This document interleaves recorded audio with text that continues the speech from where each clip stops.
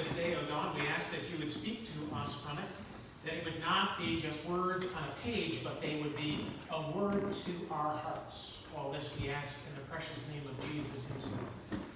Amen. So I got a question for you. Are you blessed?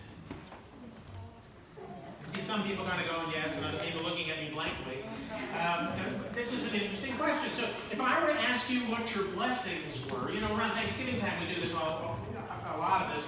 We say, you should count your blessings. In fact, there's a song, count your many blessings, count them one by one. Maybe I should have sang that today, I don't know. But what are some of the blessings that you would put on that count? What are some of the things that you immediately think of as blessings? My daughter. Your daughter? Okay. Yep. What else? Grandson. Grandson? Milk? Health. Health. I was going to say milk. What happened to your cow? So what kind of blessings are these? So we got health. We have people. Is there anything else? About Saturday, I'm going to be thinking that a blessing would be a kitchen. I'm thinking church. You think of church as a blessing. There you go. Give her an extra star. Yeah, what else? What else is on your list of blessings? House? Huh? Jobs? Love? Cool. Okay, we got a great list. We have some nodding heads, and we mean blessed. When you say I'm blessed, what exactly do you mean? How do you understand the word blessed itself? Like I said, we talk about them at Thanksgiving. But is that the totality of being blessed? That is, the things that we have received, the stuff what we've been given. The other night when we had the Food, Friends, and Fellowship holiday party, Allison Wilbur asked us to tell what our favorite picture of the past year was. Every time we get together in this Food, Friends, and Fellowship kind of event, she always has a list of like 4 or 5 questions, and you're supposed to answer them between kind of like the courses. So, before the salad comes, there's a question, and then after the salad comes, there's another question, and when the entree comes, another question. The idea is you keep talking. So the first question she had was, what is your most favorite picture of the last year? And for many of us, it turned out to be a picture of a grandchild, a new relationship, a reminder of the blessings can come in the form of a new baby. Kind of a cool thing to be thinking about at Christmas.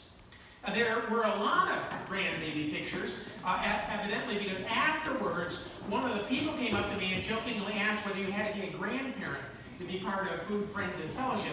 And I kind of laughed, no, but it was a reminder that sometimes while we're celebrating our blessings, we can miss some of the other kind of blessings that other people are having. And so are you blessed? We count ourselves blessed most of the time. But is our understanding of blessing really what Jesus is talking about here in the Sermon on the Mount? Being blessed is more than just a matter of having been given something. Jesus is suggesting that blessing is so much more. Matthew's Gospel, chapter 5, begins a section of the story known as the Sermon on the Mount. Over the next several weeks, we're going to look at this sermon because in it are some of the most essential parts of what Jesus believed was important for his disciples and followers to know about the kingdom of God. You remember last week, all of you who were here last week, were any of you here last week? You will remember that the sermon was about Jesus calling disciples. And what happened is he went down and he found Andrew and Peter in a boat, and he said, come follow me. And then he went down and he found James and John in a boat, and he said, come follow me. It's interesting, in Matthew's Gospel, there's no preamble, there's no scene setting. It's not like in the other Gospels where Peter goes out in the boat and he ends up pulling up the fish so many that the boat's going to sink. Jesus just walks up and says, follow me. And they get up and follow him. And I said, when people call me, I don't immediately stand up and say, sure, whatever you want, let's go, whatever the deal is.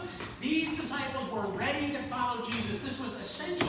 And this is the preamble to where Jesus sits them down at the edge of the hill, the Sermon on the Mount, and begins to tell them about the kingdom of God. He goes on from chapter 5, chapter 6, chapter 7. He wants them to understand what the kingdom of God looks like, what the kingdom of God feels like, what the kingdom of God is about.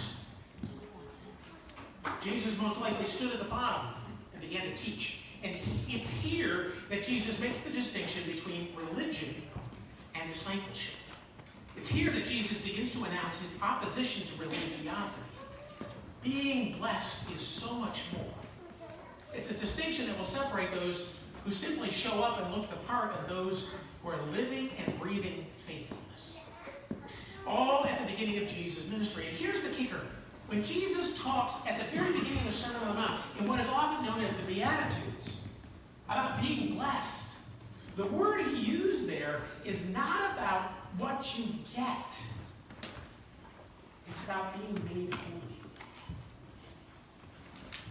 When we bless a child, we're setting them apart for the kingdom of God. So when Jesus gets up at the Sermon on the Mount and begins to speak, what he says is this: God makes holy those people who depend on him. They belong to the kingdom of heaven. God makes holy those people who grieve. They will find comfort. God makes holy those people who are humble. The earth will belong to them. God makes holy those people who want to obey him more than to eat or drink. They will be given what they want. God makes holy those people who are merciful. They will be treated with mercy. God makes holy those people whose hearts are pure. They will see him. God makes holy those people who make peace. They will be called his children. God makes holy those people who are treated badly for doing right. They belong to the kingdom of heaven. God will make you holy when people insult you, mistreat you, and tell all kinds of evil lies about you because of me. Be happy and excited. You will have a great reward in heaven. So remember, you are in the process of being made holy by a God who loves you. Not only in those things we often call blessings, but even more so in the hardest of times. God is making you his. Let us pray. Oh God, we wish to be blessed, not only with things and relationships. More importantly, oh God, we want to be made holy so that we can inhabit the kingdom of God, so that we can live in ways that represent your kingdom in all that we do and say.